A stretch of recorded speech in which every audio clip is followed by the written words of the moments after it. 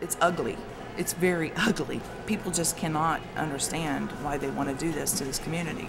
I started in 1986. I'm Sherry Barrett. Been at ABX Air for 22 years, and I was born at Clinton Memorial Hospital right here in Wilmington.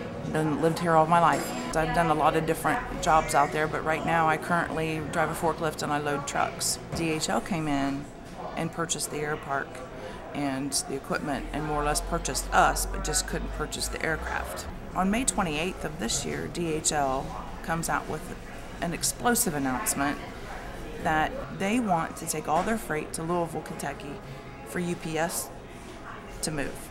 Well, if this whole merger deal between UPS and DHL does go forth, latest I've heard is roughly right off the first would be about 10,000 jobs lost. We revolve around that company.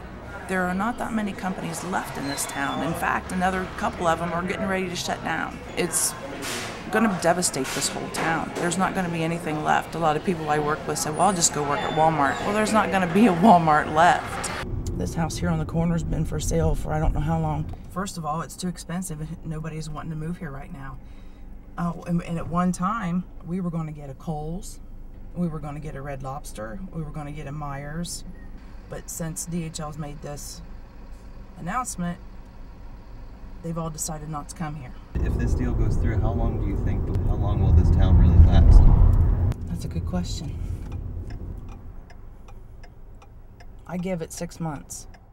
When you're talking me, my husband Keith, who's been there 21 years, my ex-husband Brian Dunn, who's been there 25 years, and his girlfriend, all four of us work there. So my kids are affected all the way around. This is my family. You might as well get them all. Our house payment itself, that's our number one goal, is to keep the house paid so we would have a roof over our head. But it will be difficult to pay the water bill, the electric bill.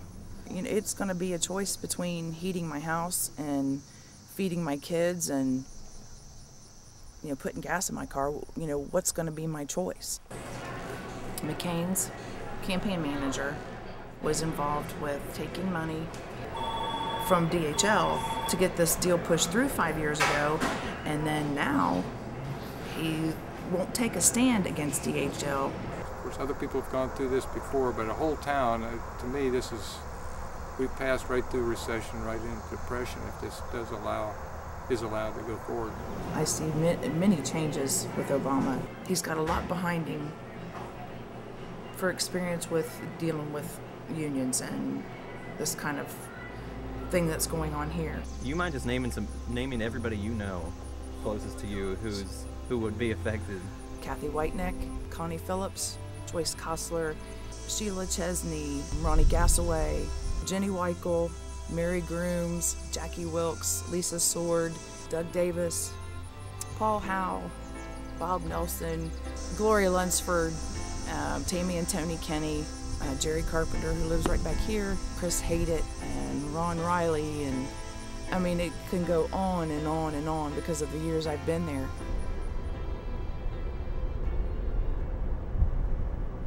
It bothers me to think that there won't be anybody living here anymore when I've lived out around here all my life.